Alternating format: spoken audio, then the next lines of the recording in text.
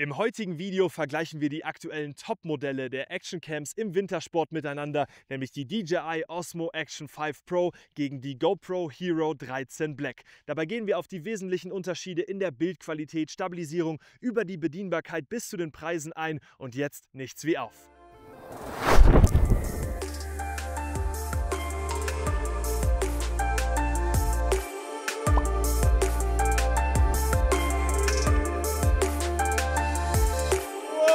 Yeah!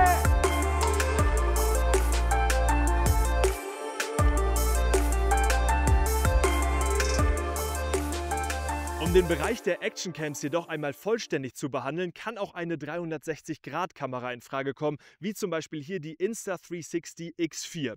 Das Konzept unterscheidet sich aber maßgeblich von diesen beiden Kameras, sodass wir das heute ausklammern. Wenn euch das interessiert, könnt ihr gerne im Video zur Frommes-Abfahrt vorbeischauen. Da haben wir diese Kamera mal genau unter die Lupe genommen und jetzt geht es hier um die Flaggschiff-Modelle von DJI und von GoPro.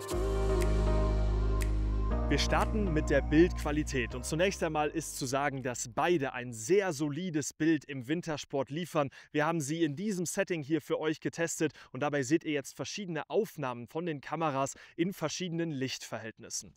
Grundsätzlich ist so, dass GoPro einen etwas eigenen Look hat, verglichen zu DJI.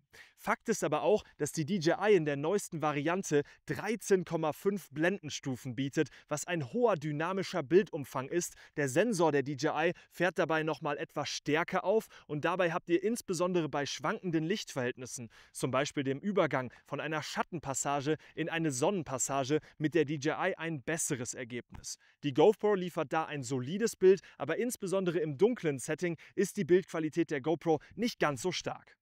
Natürlich interessieren bei beiden Kameras auch die verschiedenen Aufnahmemodi, so zum Beispiel 4K, 5,3K, verschiedene Frame-Settings. Damit das hier nicht den Rahmen sprengt, habe ich euch das Ganze einmal aufgelistet. Ihr findet beide Kameras aber auch unten in der Beschreibung verlinkt, damit ihr euch da in den technischen Details einmal durchschauen könnt. Fakt ist, beide bieten eben ein gutes, professionelles, hochauflösendes Bild im Wintersport. Und jetzt gehen wir auf die Bildstabilisierung und den Bildwinkel ein.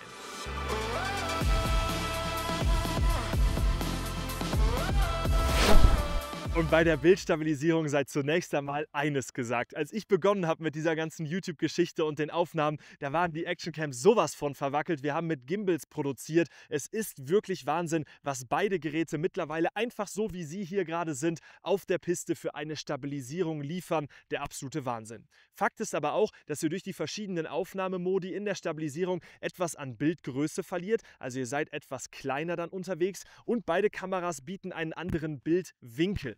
Die DJI kommt in-house mit einem 155-Grad-Winkel. Das heißt beispielsweise im Point of View auf der Brust haben wir einen Bildwinkel von 155 Grad.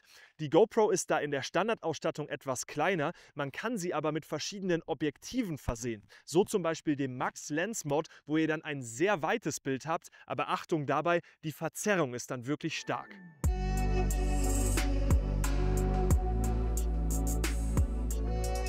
Jetzt werfen wir ein Ohr auf den Ton der Actioncams. In diesem Fall haben beide eine automatische Windgeräuschreduzierung. Da muss man aber tatsächlich sagen, dass bei beiden Modellen es immer darauf ankommt natürlich, wie stark dieser Wind ist. Wenn wir aufnehmen, nehmen wir immer ein zusätzliches Mikrofon. In diesem Fall hier das DJI Mic 2 mit einem Lavalier-Kabel. Das DJI Mic 2 ist direkt mit der DJI zu verbinden und das sehe ich als starken Vorteil der DJI Actioncam an, denn das Ökosystem, wo wir später auch nochmal gesamt drauf kommen werden, ist bei DJI wirklich stark durchdacht.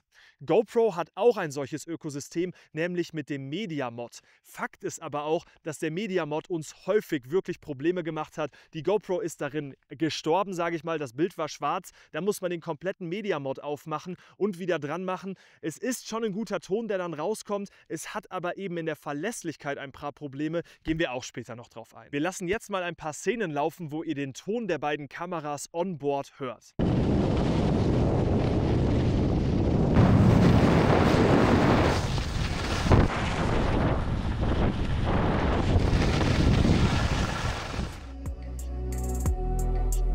das bringt uns zum Kapitel Verlässlichkeit. Ich hatte es eben schon leicht angerissen mit dem Media Mod. Tatsächlich hat GoPro in den letzten Modellen immer wieder Probleme gehabt, dass sie uns am Berg weggestorben ist. Was meine ich damit? Ja, auf einmal war die Aufnahme abgebrochen, ist nicht mehr gestartet, die Kamera, der Akku musste rausgenommen werden.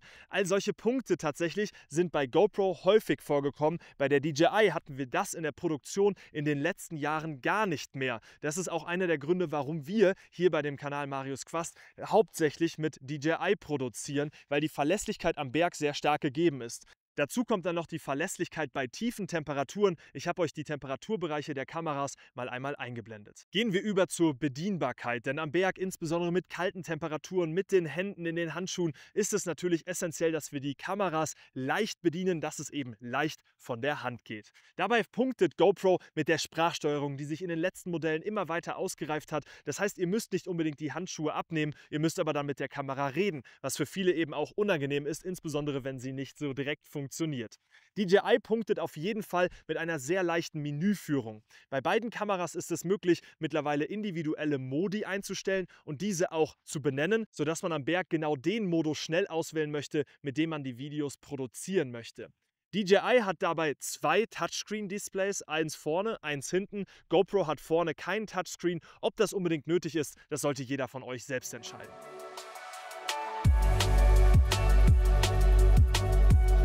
Und jetzt kommen wir zu einem sehr essentiellen Punkt in meinen Augen, nämlich dem Ökosystem und dem Zubehör der beiden Kameras. Eben hatten wir schon etwas angerissen, jetzt blicken wir mal in der Tiefe drauf. Zunächst einmal die Befestigungsmöglichkeiten und die Anschlüsse der Kameras. Ihr seht, dass GoPro jetzt seit diesem Modell auch mit einem magnetischen Verschluss anschließbar ist, was wirklich bei manchen Situationen sehr vorteilhaft ist, weil man die Kamera nicht komplett abschrauben, sondern eben mit dem magnetischen Verschluss schnell auf eine andere Stelle stecken kann.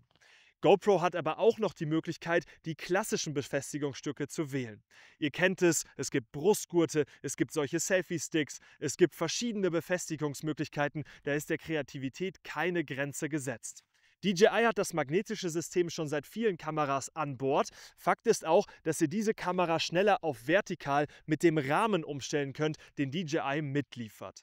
GoPro hat eine neue Lösung für ND-Filter entwickelt seit dem neuesten Modell. Wenn ihr einen ND-Filter aufschraubt, dann wird dieser auch von der Kamera erkannt, was ein Vorteil ist. Außerdem hat GoPro verschiedene Linsen, eine Makrolinse, einen Lens-Mod, über den wir eben schon gesprochen haben, die ihr auf der Kamera montieren könnt. DJI bietet auch ND-Filter, diese sind aber nur aufsteckbar und wir haben die Erfahrung gemacht, dass sie sich auch recht leicht lösen. Das heißt, man muss besser aufpassen. Bei der GoPro ist es besser gelöst durch einen Drehverschluss, doch dieser ist teilweise sehr, sehr hart und schwer zu öffnen. Das wäre vielleicht eine Verbesserungsoption für die Zukunft. Und ein Punkt im Zubehör ist mir noch sehr wichtig. Neben dem Ton, den wir eben schon besprochen haben, geht es für mich um das Thema Akkus und Lademöglichkeiten.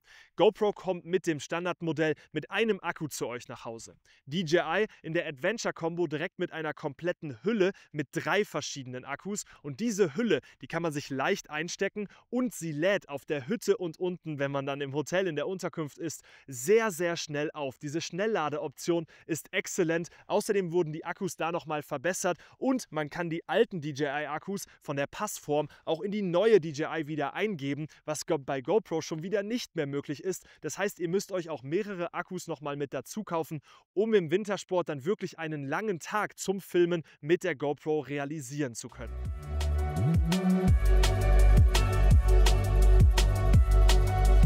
Das bringt uns nahtlos zum Thema Preise der Kameras und das ist für mich der größte Unterschied, denn wir haben ja besprochen, Bildqualität, Stabilisierung, es sind viele Punkte wirklich sehr ähnlich, doch DJI bietet ein viel krasseres Preis-Leistungs-Verhältnis, insbesondere dann, wenn man die Zubehörstücke, die man eben auch braucht im Wintersport, mit dazu rechnet.